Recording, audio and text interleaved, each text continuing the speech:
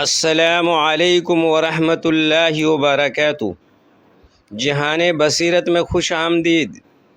پیارے سامعین، آج میں آپ کے سامنے کوئی ایسی کہانی یا داستان بیان کرنے نہیں آیا جو آپ سنیں، تھوڑی دیر کے لیے متاثر ہوں اور پھر بھول جائیں، بلکہ آج میں ایک ایسے سچ، ایک ایسی خاموش بیماری اور ایک ایسی ہولناک غلطی پر سے پردہ اٹھانے آیا ہوں جو ہم میں سے 90% لوگ روزانہ ہر گھنٹے بلکہ شاید ہر منٹ کر رہے ہیں۔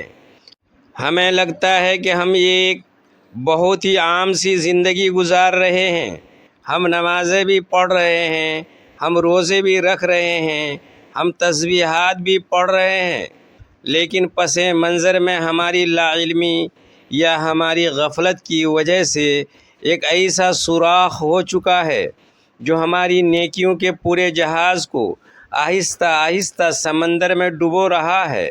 سوچیں، اگر ایک انسان تپتی دھوپ میں دن بھر مزدوری کرے، شام کو اسے اجرت میں سونے کے چند سکے ملیں، وہ خوشی خوشی انہیں اپنے جیب میں ڈالے اور گھر کی طرف روانہ ہو، لیکن اسے یہ معلوم نہ ہو کہ اس کی جیب کٹی ہوئی ہے، اس کی جیب میں ایک بڑا سوراخ ہے۔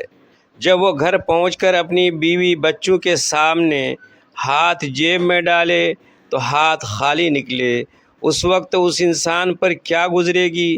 اس کا وہ صدمہ، اس کی وہ حسرت، اس کی وہ بے بسی، کیا دنیا کا کوئی انسان اس کا اندازہ لگا سکتا ہے؟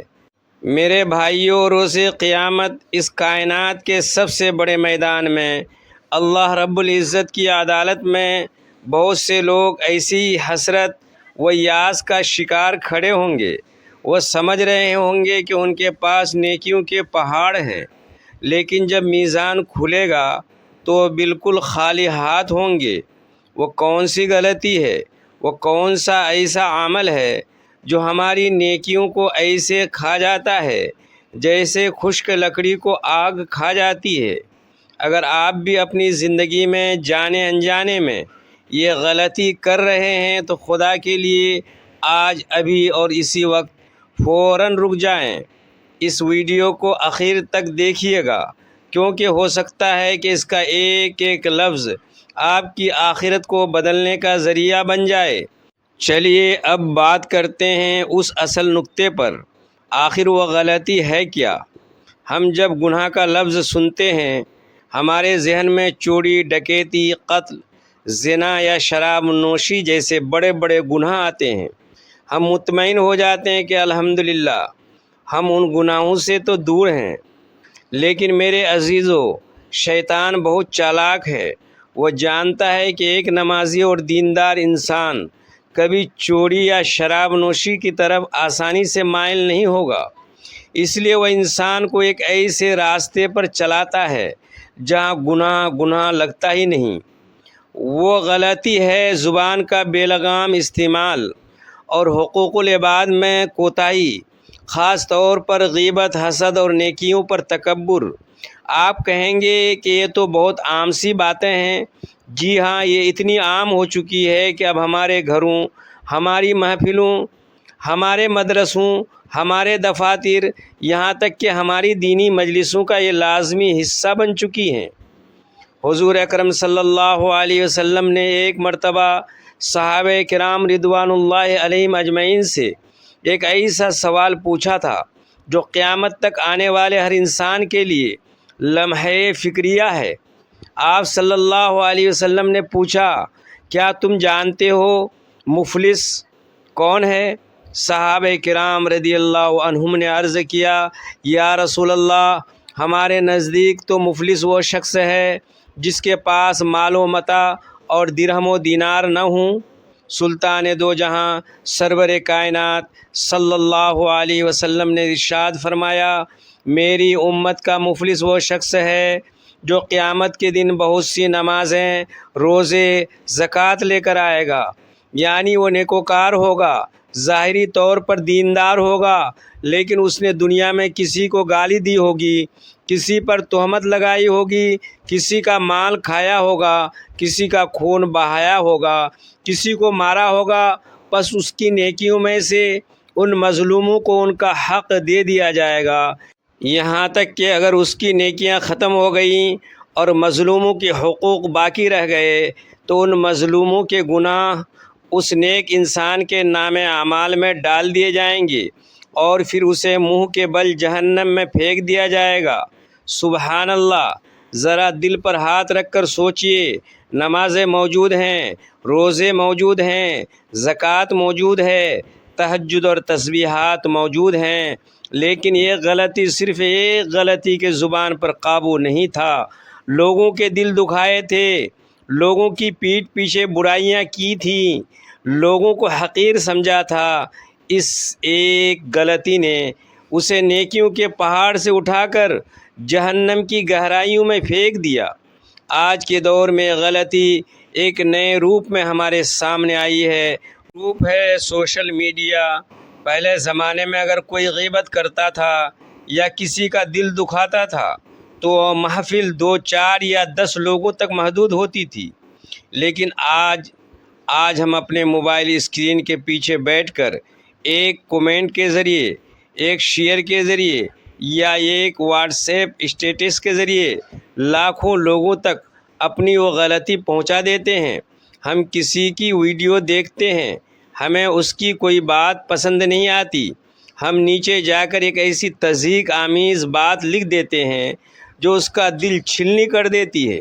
ہم سمجھتے ہیں کہ ہم نے تو بس ایک کومنٹ کیا ہے، لیکن کیا آپ جانتے ہیں کہ وہ ایک کومنٹ قیامت کے دن آپ کے لیے کتنا بڑا وبال بن سکتا ہے؟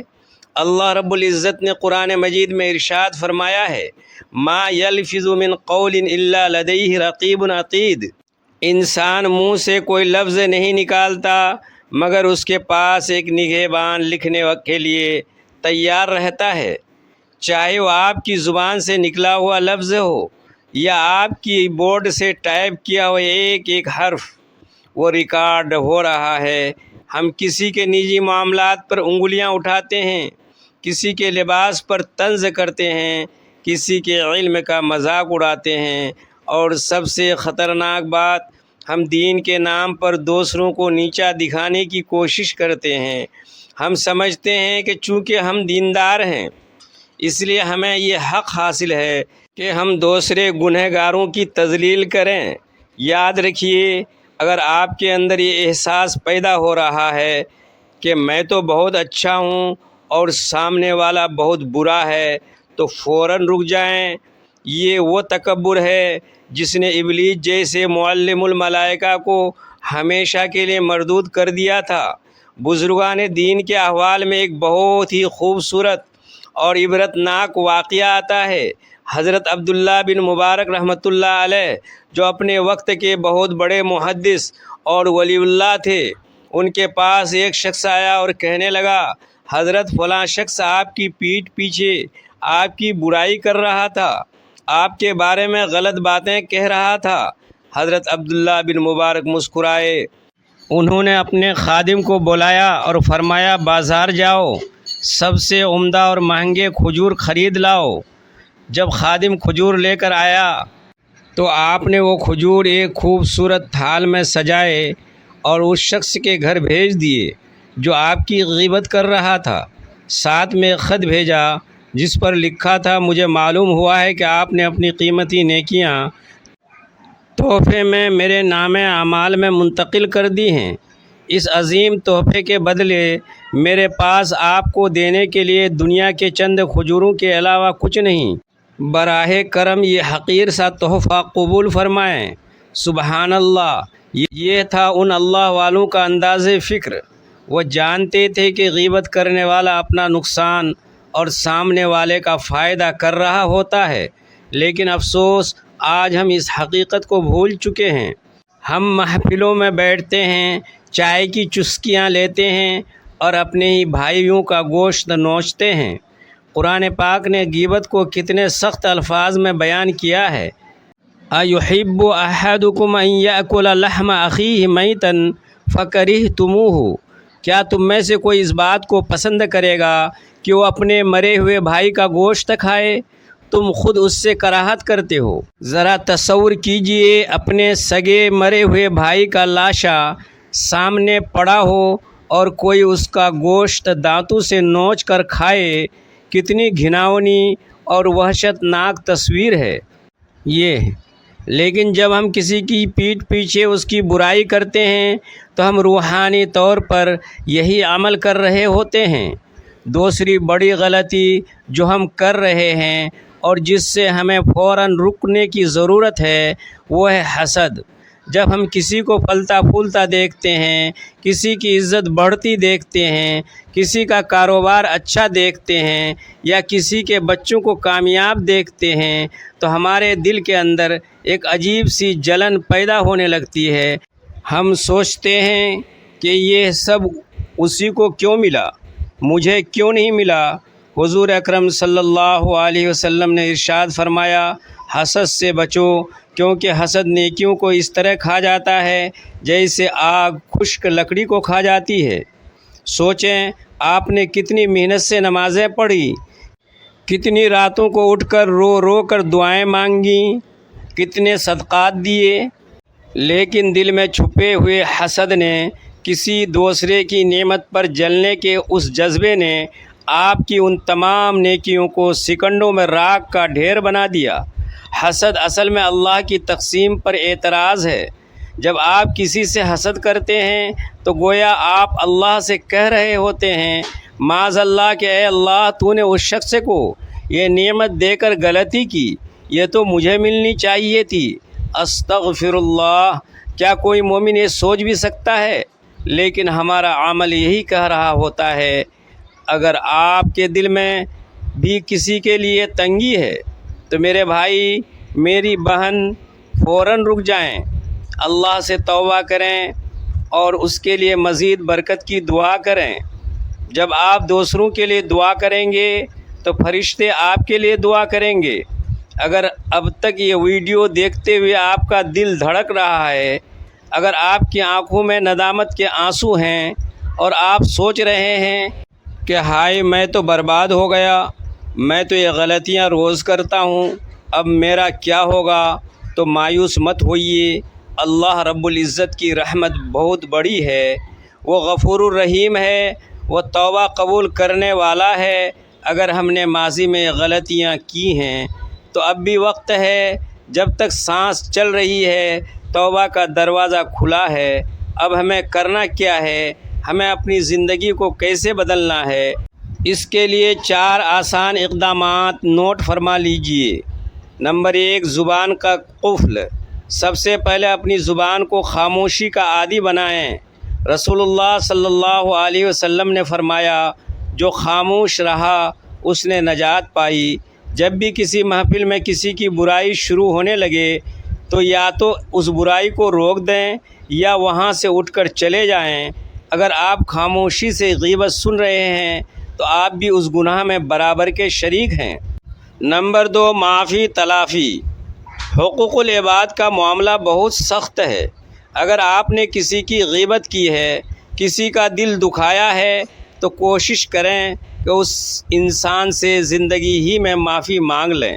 اگر معافی مانگنا ممکن نہ ہو، مثلاً وہ شخص دنیا سے جا چکا ہے یا معافی مانگنے سے فتنہ بڑھنے کا ڈر ہو، تو کثرت سے اس شخص کے حق میں مغفرت اور نیکیوں کی دعا کریں۔ اللہ سے کہیں، اے اللہ، میں نے اس شخص کی جو غیبت کی تھی اس کے بدلے اسے دنیا اور آخرت میں بھلائیاں عطا فرما۔ نمبر 3، سوشل میڈیا کا درست استعمال۔ اپنے سوشل میڈیا اکاؤنٹس کو پاک کریں۔ کسی کی پوسٹ پر منفی کومنٹ کرنے سے پہلے یاد رکھیں کہ یہ کومنٹ آپ کے نام اعمال میں لکھا جا رہا ہے۔ اگر کسی کی بات پسند نہیں آئی تو درگزر کریں یا احسن طریقے سے پردے میں سمجھائیں۔ نمبر 4، روزانہ اپنا احتساب۔ رات کو سونے سے پہلے صرف 5 منٹ کے لیے اندھیرے میں بیٹھیں اور پورے دن کا حساب کریں۔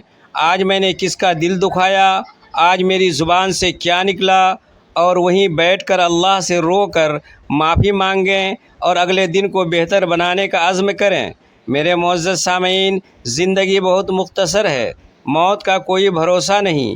ابھی ہم بات کر رہے ہیں، شاید اگلا لمحہ ہماری زندگی کا آخری لمحہ ہو۔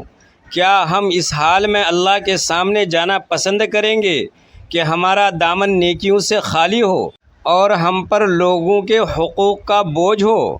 ہرگز نہیں۔ اس لیے اگر آپ ان میں سے کوئی بھی غلطی کر رہے ہیں تو اللہ کے لیے آج ہی، ابھی ہی فوراً رک جائیں۔ اللہ پاک سے دعا ہے کہ وہ مجھے اور آپ کو اپنی زبانوں کی حفاظت کرنے کی توفیق عطا فرمائے، ہمارے دلوں کو حسد، بغض، کینے اور تکبر سے پاک فرمائے، ہماری نیکیوں کو ضائع ہونے سے بچائے اور ہمیں سچا اور پکا مسلمان بننے کی توفیق دے۔ آمین یا رب العالمین۔ اگر آپ کو لگتا ہے کہ اس ویڈیو نے آپ کے دل پر اثر کیا ہے، اگر یہ معلومات کسی دوسرے مسلمان بھائی یا بہن کی زندگی بدل سکتی ہے تو اسے صدقہ جاریہ سمجھ کر فوراً شیئر کریں۔ ہو سکتا ہے آپ کے ایک شیئر کی وجہ سے کوئی انسان اس بڑی غلطی سے رک جائے اور اس کی آخرت سنور جائے۔ ویڈیو کو لائک کرنا اور ہمارے چینل جہان بصیرت کو سبسکرائب کرنا مت بھولیے گا تاکہ ایسی ایمان افروز اور اصلاحی ویڈیوز آپ تک پہنچتی رہیں۔ اپنا اور اپنے پیاروں کا بہت خیال رکھیے گا۔ وآخر دعوانا ان الحمد للہ رب العالمین، والسلام علیکم ورحمۃ اللہ وبرکاتہ۔